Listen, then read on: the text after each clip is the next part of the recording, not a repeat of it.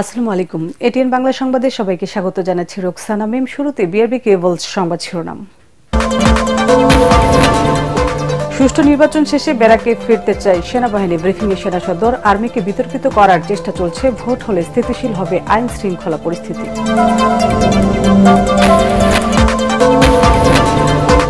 নির্বাচন বন্ধে কোনো ষড়যন্ত্রে সফল হবে না হুঁশিয়ারি বিএনপির। খালেদা জিয়া সহ জুলাই অভ্যুত্থানে ভূমিকা রাখা ব্যক্তিদের আসনে প্রার্থী দেবে না এনসিপি। জুলাই সনদের আইনি ভিত্তির জন্য নির্বাচনের আগে গণভোট চাই জামাত। ভোটে আওয়ামী লীগের অংশ নেওয়ার সুযোগ নেই ডাক্তার শফিকুর রহমান।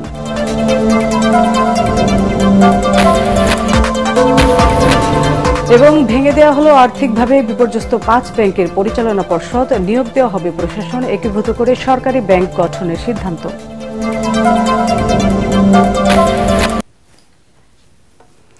শুনছিলেন বিআরবি কেবলস সংবাদ শিরোনাম। এবার বিস্তারিত। চট্টগ্রাম 8 আসনে বিএনপি মনোনীত প্রার্থী এরশাদুল্লাহর নির্বাচনী প্রচারণা অনুষ্ঠানে সহিংস হামলার তীব্র নিন্দা জানিয়েছে অন্তর্বর্তী সরকার। রাতে প্রেস উইং থেকে পাঠানো এক বিবৃতিতে জানানো হয়, এই ঘটনার দ্রুত তদন্তের নির্দেশ দেওয়া হয়েছে। এতে আরও বলা হয়, সরকার গণতান্ত্রিক প্রক্রিয়ার অংশ নেওয়া সকল প্রার্থী এবং নাগরিকের নিরাপত্তা ও অধিকার রক্ষায় অটল। সেই সঙ্গে সকল রাজনৈতিক দল এবং তাদের সমর্থকদের শান্ত সংযম প্রদর্শনের মাধ্যমে ফেব্রুয়ারির সাধারণ নির্বাচন শান্তিপূর্ণ পরিবেশে আয়োজনের আহ্বান জানানো হয়েছে। অবাধ, সুষ্ঠু ও নিরপেক্ষ নির্বাচন শেষে ব্যারাকে ফিরতে চাই সেনাবাহিনী। নিয়মিত ব্রিফিংয়ে বাহিনীর জিওসি আড্রক লেফটেন্যান্ট জেনারেল মোহাম্মদ মাইনুর রহমান বলেন, কিছু স্বার্থান্বেষী মহল সেনাবাহিনীকে নিয়ে মিথ্যা বানোয়াট এবং উদ্দেশ্য প্রণোদিত অপপ্রচার চালাচ্ছে। আগামী নির্বাচনে 90,000 থেকে 1 লাখ সেনা সদস্য নিয়োজিত থাকবে বলে ব্রিফিংয়ে জানানো হয়। বিস্তারিত জিএম তসলিমের রিপোর্টে। আমরা প্রথমে ঢাকা সেনানিবাসের স্টাফ রোডের মেস এতে নিয়মিত কার্যক্রম নিয়ে সংবাদ সম্মেলন করে সেনা সদর। ব্রিফিংয়ে সাংবাদিকদের প্রশ্নের জবাবে জিওসি আরডক জানান, সামাজিক যোগাযোগ মাধ্যমে অপপ্রচার রোধে সেনাবাহিনী আগের চেয়ে অনেক বেশি সোচ্চার। মিথ্যা অপবাদকে দূর করতে সত্য প্রতিষ্ঠাই যথেষ্ট বলেও জানান তারা। সোশ্যাল মিডিয়ার প্রচারণাকে আমরা এর বিরুদ্ধে কিছু করাটা আসলে খুব প্রয়োজন আছে বলে আমি মনে করি না। যদিও আমাদের নিজস্ব ওয়েবসাইট আছে, আমরা কি করছি আমরা সেখানে উল্লেখ করি। মিথ্যাকে বিতাড়িত করার জন্য সত্যই যথেষ্ট এবং আমরা সত্য দিয়েই সেটাকে প্রমাণ করতে চাই, আমরা কাজের মাধ্যমে প্রমাণ করতে চাই। নির্বাচন হলে দেশে স্থিতিশীলতা ফিরে আসবে বলে মনে করে সেনাবাহিনী। জনগণের মতো সেনাবাহিনীও চায় অবাধ, সুষ্ঠু ও নিরপেক্ষ নির্বাচন। বাহিনীর নিয়মিত ট্রেনিংয়ে নির্বাচনী দায়িত্ব পালনের প্রশিক্ষণ অন্তর্ভুক্ত করা হয়েছে বলেও জানান তিনি। দেশের জনগণের মতো সেনাবাহিনীও চায় আমাদের বর্তমান যে সরকার যেভাবে রূপরেখা প্রণয়ন করেছেন সেই রূপরেখা অনুযায়ী একটা অবাধ, সুষ্ঠু এবং গ্রহণযোগ্য নির্বাচন অনুষ্ঠিত হোক। সেই রূপরেখার মধ্যে তো সময়সীমাও দেওয়া আছে। আমরা আশা করি যে নির্বাচন হলে দেশের স্থিতিশীলতা আরো ভালো হবে, আইন শৃঙ্খলা পরিস্থিতি ধীরে ধীরে স্বাভাবিক হবে এবং সেনাবাহিনী তখন সেনানিবাসে ফিরে যেতে পারবে। আমরা সেটার দিকে তাকিয়ে আছি। সীমান্ত দিয়ে দেশের বিভিন্ন জায়গায় অস্ত্র প্রবেশ করছে, এ নিয়ে উদ্বেগের কথা জানিয়ে সেনাবাহিনীর সদস্যরা সতর্ক রয়েছে বলে জানান director military operation brigadier general Dewan Mohammad Manzur Hossain. ব্রিফিংয়ে আরও জানানো হয়, ইতিমধ্যে লুট হওয়া 81 ভাগ অস্ত্র উদ্ধার করা হয়েছে। কিছুদিন আগে আমরা গোয়েন্দা তথ্যের ভিত্তিতে বিমানবন্দর, রেলওয়ে স্টেশনে একটি তল্লাশি অভিযান চালাই এবং বিপুল পরিমাণ আগ্নেয়াস্ত্র এবং গোলাবারুদ উদ্ধার করতে সক্ষম হই। এই গত 2 সপ্তাহে আমাদের পরিচালিত অভিযানের মাধ্যমে উদ্ধারকৃত শতাধিক ককটেল বাংলাদেশ সেনাবাহিনীর বম্ব ডিসপোজাল দল নিষ্ক্রিয় করেছে। এদিকে গুমের অভিযোগে গ্রেফতার হওয়া সেনা কর্মকর্তাদের সম্পর্কে জানানো হয়, সেনা ও আইসিটি অ্যাক্ট দুটি বিশেষ আইন। এই 2 আইনকে মুখোমুখি করা ঠিক হবে না। আমরা আইনের প্রতি শ্রদ্ধাশীল। দেশের যে প্রচলিত আইনগুলো আছে সেটার মধ্যে যেভাবে বিচার হবে, আমরা চাইব যে সরকার একটি স্বচ্ছ প্রক্রিয়ার মাধ্যমে বিচারটি সম্পন্ন করবে।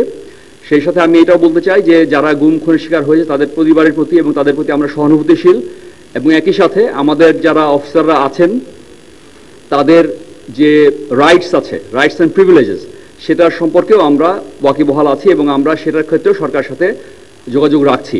সরকার যেভাবে ভালো মনে করবে সেভাবেই অভিযুক্ত সেনা সদস্যদের বিচার প্রক্রিয়া চলবে বলেও জানায় সেনা সদর। ধন্যবাদ সবাইকে। আসসালামু আলাইকুম। G M Taslim, ATN Bangla, Dhaka.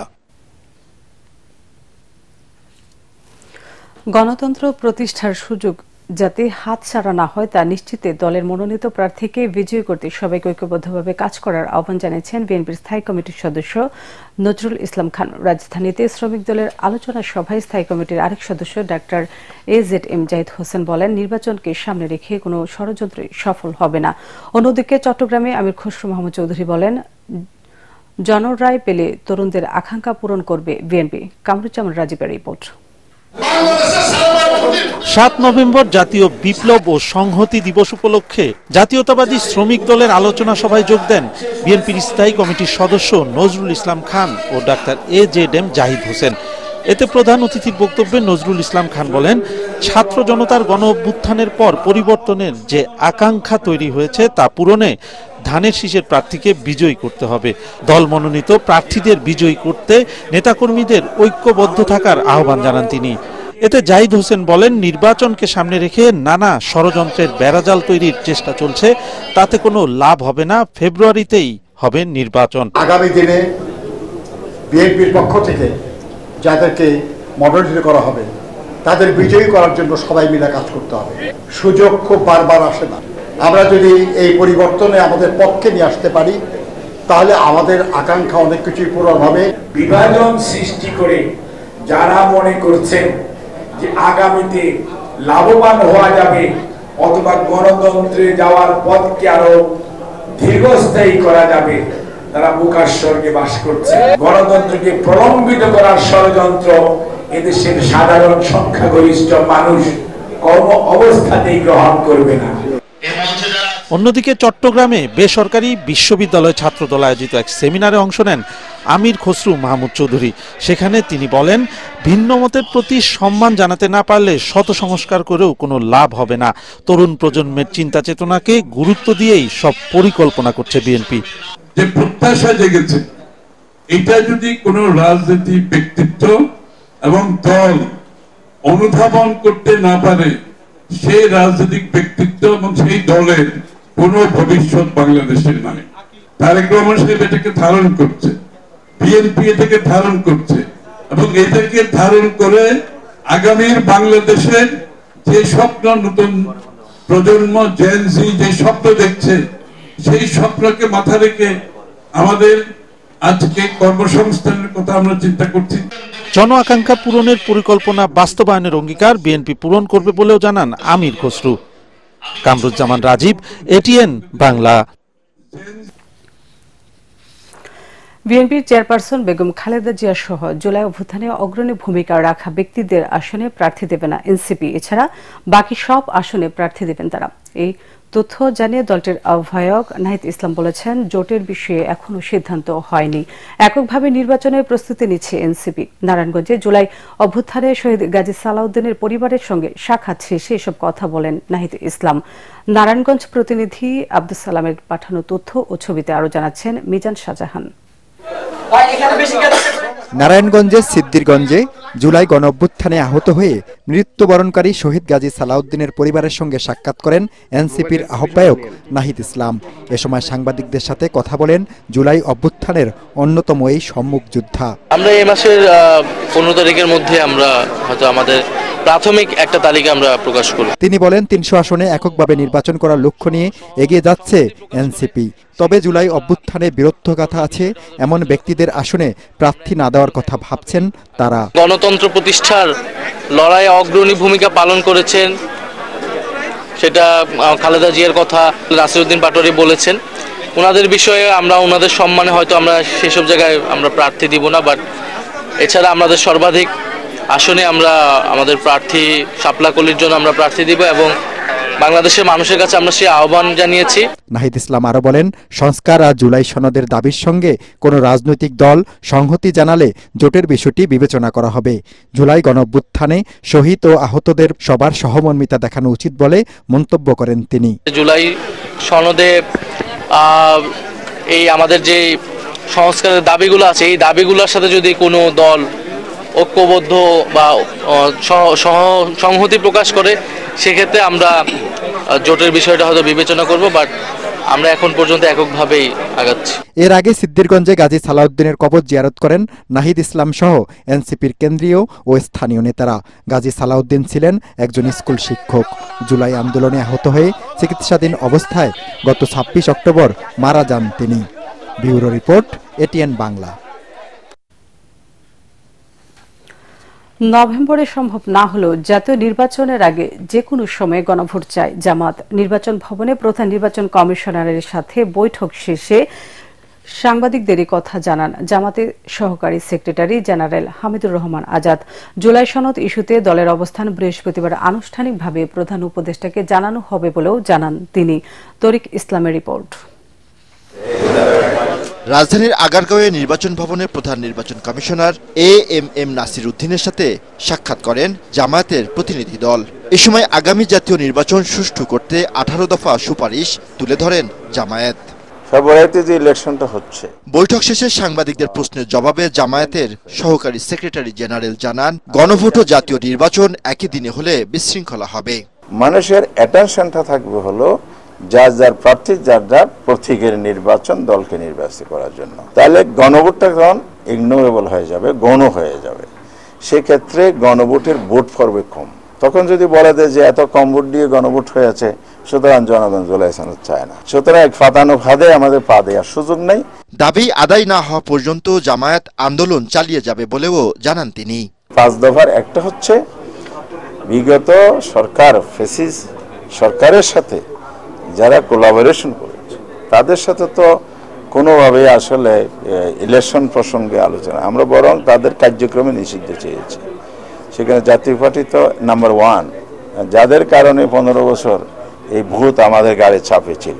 এদিকে রাজনৈতিক দল হিসেবে নিবন্ধনের দাবিতে দ্বিতীয় দিনের মতো নির্বাচন কমিশন ভবনের সামনে অনশন চালিয়ে যাচ্ছেন আমজনতা পার্টির সদস্য সচিব তারেক রহমান।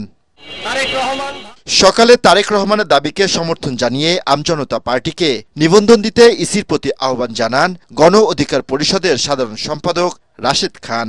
আমি মনে করি তারেক রহমান ভাই যে আন্দোলন করছে এই আন্দোলন যৌক্তিক আন্দোলন এবং তার দল আমজনতার দলকে অবশ্যই নিবন্ধন দিতে হবে। তরিক ইসলাম, এটিএন বাংলা, ঢাকা।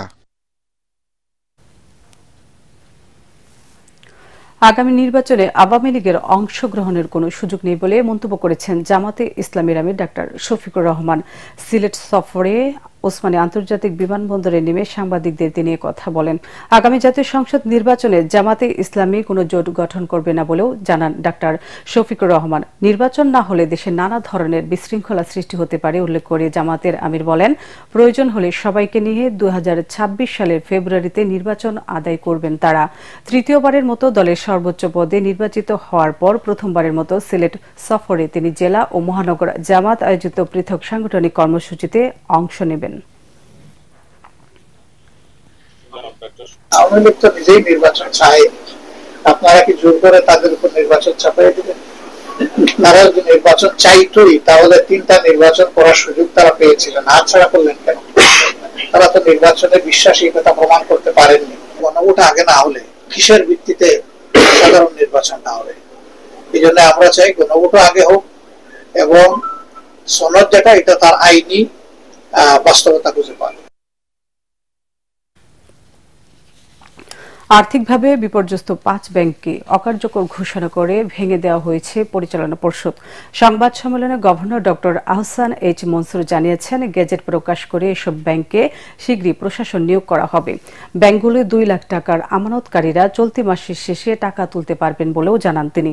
গভর্নর আরও জানান, এই 5 ব্যাংককে একীভূত করে গঠন করা হবে সরকারি ব্যাংক। ইমদাদুল্লাহ বাবুর রিপোর্ট। অবশেষে অকার্যকর প্রতিষ্ঠান ঘোষণা করে আর্থিকভাবে বিপর্যস্ত 5 ব্যাংকের পরিচালনা পর্ষদ ভেঙে দিল বাংলাদেশ ব্যাংক। বুধবার ফার্স্ট সিকিউরিটি ইসলামী ব্যাংক, গ্লোবাল ইসলামী bank PLC, union bank, Exim bank এবং সোশ্যাল ইসলামী ব্যাংক কর্তৃপক্ষকে চিঠি পাঠিয়ে এই সিদ্ধান্তের কথা জানিয়েছে কেন্দ্রীয় ব্যাংক। বাংলাদেশ ব্যাংক ভবনে সংবাদ সম্মেলনে গভর্নর আহসান এইচ মনসুর জানিয়েছেন, বৃহস্পতিবার থেকে এসব ব্যাংক পরিচালিত হবে প্রশাসক দিয়ে। অব্যাহত থাকবে ব্যাংকের কার্যক্রম, লোকবলও ছাঁটাই করা হবে না। এই 5 ব্যাংকের 7 শতাধিক শাখায় প্রায় 75 লাখ গ্রাহকের আমানত রয়েছে জানিয়ে গভর্নর তাদের অর্থ ফিরিয়ে দেওয়ার সুসংবাদও দেন।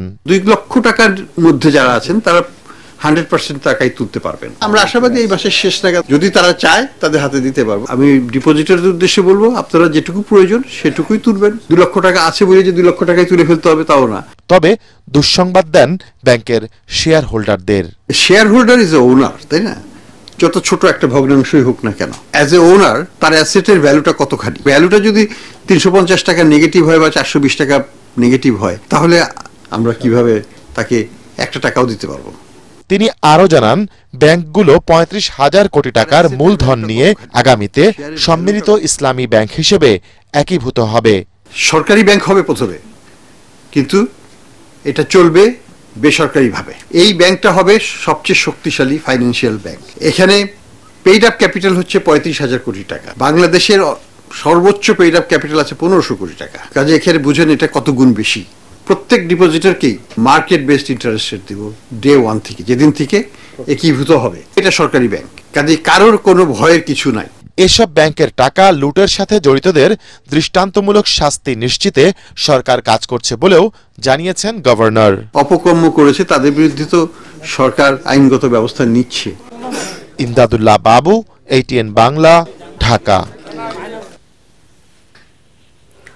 পাইলটের ভুলের কারণে মাইলস্টোন স্কুল ও কলেজে বিমান বিধ্বস্তের ঘটনা ঘটেছে। তদন্ত প্রতিবেদন বরাত দিয়ে এই তথ্য জানিয়েছেন প্রধান উপদেষ্টার প্রেস সচিব শফিকুল আলম। তিনি জানান, প্রধান উপদেষ্টার কাছে বিমান বিধ্বস্তের ঘটনার কারণ ও 33টি সুপারিশ সহ তদন্ত প্রতিবেদন জমা দেওয়া হয়েছে। নিরাপত্তার স্বার্থে বিমান বাহিনীর প্রশিক্ষণ ঢাকার বাইরে করারও সুপারিশ করেছে কমিটি। মূল যেটা ফাইন্ডিংস ছিল সেটা প্রতিবেদনের বলা হয়েছে যে পাইলটের উড্ডয়নের ত্রুটির জন্য এই দুর্ঘটনা ঘটেছে। ট্রেনিং এর সময় উনি যখন ফ্লাই করছিলেন পরিস্থিতি তার আয়ত্তের বাইরে চলে যায়, এটা হচ্ছে কনক্লুশন। 168টা তথ্য উদ্ঘাটন করেছেন এবং তার মধ্যে তারা 33টা রিকমেন্ডেশন করেছেন। প্রতিবেদনে অনেকগুলো ফাইন্ডিংস, অনেকগুলো রিকমেন্ডেশন এসছে। প্রধান যে রিকমেন্ডেশন সেটা হচ্ছে জননিরাপত্তার স্বার্থে এখন থেকে এয়ারফোর্সের সকল ইনিশিয়াল ট্রেনিং ঢাকার বাইরে পরিচালিত হবে। রাজনৈতিক উদ্দেশ্যে একটি দলকে সুবিধা দিতে সাবেক প্রধান বিচারপতি খায়রুল হক সংবিধান থেকে তত্ত্বাবধায়ক সরকার ব্যবস্থা বাতিল করে ফৌজদারি অপরাধ করেন বলে জানিয়েছেন অ্যাটর্নি জেনারেল আসাদুজ্জামান। এই অপরাধের সর্বোচ্চ সাজা 7 বছর বলে জানান রাষ্ট্রের সর্বোচ্চ এই আইন কর্মকর্তা। গণ অভ্যুত্থানে পরবর্তী সময়ে রাজনৈতিক দলগুলো ঐক্যবদ্ধ কোনো সিদ্ধান্ত নিলে তা সংবিধানের অংশ হয়ে যায় বলেও মন্তব্য করেন তিনি। পরে প্রধান বিচারপতি সৈয়দ রিফাত আহমেদের নেতৃত্বে 7 বিচারপতি বেঞ্চ বৃহস্পতিবার পর্যন্ত শুনানি মুলতবি করেন। হুমায়ুন চিস্তির রিপোর্ট। সংখ্যাগরিষ্ঠ মতামতের ভিত্তিতে তত্ত্বাবধায়ক সরকার ব্যবস্থা প্রবর্তনে করা সংবিধানের 13 সংশোধনী বাতিল করে 2011 সালের 10 মে রায় দেয় আপিল বিভাগ। সংক্ষিপ্ত রায়ে পরের 2 মেয়াদে তত্ত্বাবধায়ক সরকার ব্যবস্থা থাকার কথা বলা হলেও পূর্ণাঙ্গ রায়ে তা বাতিল করে দেন তখনকার প্রধান বিচারপতি ABM খায়রুল হক। ওই রায়ের উপর ভর করে রাজনৈতিক সরকারের অধীনে 3টি জাতীয় নির্বাচন করে আওয়ামী লীগ, যার নিরপেক্ষতা নিয়ে প্রশ্ন ওঠে দেশে বিদেশে। জুলাই আন্দোলনে রাজনৈতিক পট পরিবর্তনের পর তত্ত্বাবধায়ক সরকার ব্যবস্থা ফেরাতে রিভিউ আবেদন করে বিএনপি, জামায়াত সহ 6 বিশিষ্ট নাগরিক এবং একজন মুক্তিযোদ্ধা। পরে পুনরায় আপিল শুনানির অনুমতি দেন সর্বোচ্চ আদালত। আপনারা জানেন যে সেই ধারাবাহিকতায় আপিল বিভাগের পূর্ণাঙ্গ বেঞ্চে বুধবার রাষ্ট্রপক্ষে শুনানি করেন অ্যাটর্নি জেনারেল আসাদুজ্জামান। পরে তিনি বলেন, অসৎ উদ্দেশ্যে রায় দিয়ে ফৌজদারি অপরাধ করেছেন সাবেক প্রধান বিচারপতি খায়রুল হক। বাংলাদেশের মাঠে ঘাটে আলপথ মেঠোপথের লোকজন বলে হাকিম নড়ে তো হুকুম নড়ে না। খায়রুল হক সাহেবরা হুকুম নড়াই দিয়েছেন শর্ট অর্ডার এবং লং অর্ডারের মধ্যে দিয়ে। সেই রাজনৈতিক উদ্দেশ্য প্রণোদিতভাবে রায়টা লেখা হয়েছে কোন একটি বিশেষ পার্টিকে সুবিধা দেওয়ার জন্য। যে রিভিউ না করে উনি রায় পরিবর্তন করছেন, যেটা আইন তাকে অথরিটি দেয়নি। এইটা দণ্ডবিধির 219 ধারা অনুসারে শাস্তিযোগ্য একটা অপরাধ। ম্যাক্সিমাম 7 বছরের জেল এইটার জন্য। 91 নির্বাচনের উদাহরণ টেনে তিনি বলেন, গণ অভ্যুত্থান পরবর্তী রাজনৈতিক দলগুলোর ঐক্যবদ্ধ সিদ্ধান্ত সংবিধানের মূল কাঠামোর অংশ হয়ে যায়। কখনো কখনো রেভলিউশনের মাধ্যমে যে উত্তরণ, সেই উত্তরণে রেভলিউশনের ফোর্স যেটা নির্ধারণ করবে সেটাই ল। এ সময় সামরিক শাসনের পক্ষে নিজের যুক্তি তুলে ধরেন রাষ্ট্রের সর্বোচ্চ আইন কর্মকর্তা। আমি বলেছি যে পৃথিবীর ইতিহাসে একটা অনন্য উদাহরণ হলো সামরিক শাসন এসে গণতন্ত্র উন্মোচন করে, সামরিক শাসন এসে মানুষের বাক স্বাধীনতা ফিরিয়ে দেয়, সামরিক শাসন এসে বিচার বিভাগের স্বাধীনতা ফিরিয়ে দেয়। অ্যাটর্নি জেনারেল বলেন, সংবিধান কোনো কোরআন বা বাইবেল নয় যা পরিবর্তন করা যাবে না। বিজয় শক্তি ঐক্যবদ্ধ। হুমায়ুন চিস্তি, এটিএন বাংলা, ঢাকা। এবার খেলার খবর।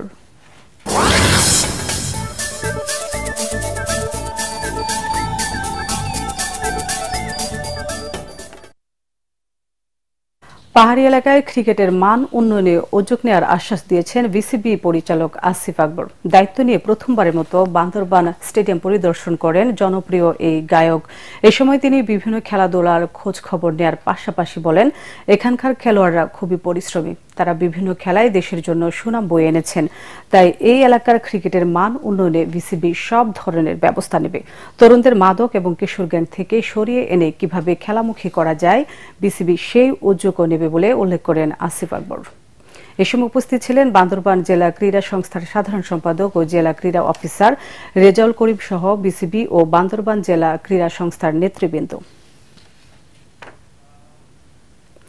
শেষ করার আগে বিআরবি কেবলস সংবাদ শিরোনামগুলো আরেকবার। সুষ্ঠু নির্বাচন শেষে ব্যারাকে ফিরতে চায় সেনাবাহিনী, ব্রিফিংয়ে সেনা সদর। আর্মিকে বিতর্কিত করার চেষ্টা চলছে, ভোট হলে স্থিতিশীল হবে আইন শৃঙ্খলা পরিস্থিতি।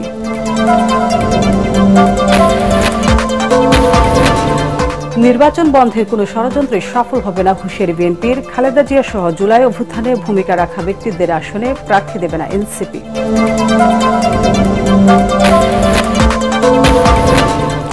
জুলাই সনদের আইনি ভিত্তির জন্য নির্বাচনের আগে গণভোট চায় জামাত। ভোটে আওয়ামী লীগের অংশ নেওয়ার সুযোগ নেই ডাক্তার শফিকুর রহমান।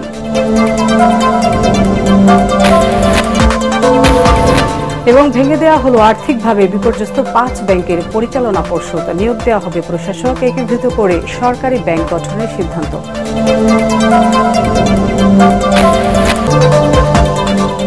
পরবর্তী সংবাদ দেখার আমন্ত্রণ জানিয়ে এখনকার মতো শেষ করছি এটিএন বাংলা সংবাদ। ইউটিউবে দেখতে ব্রাউজ করুন youtube/ATN বাংলা নিউজ। এতক্ষণ সাথে থাকার জন্য ধন্যবাদ।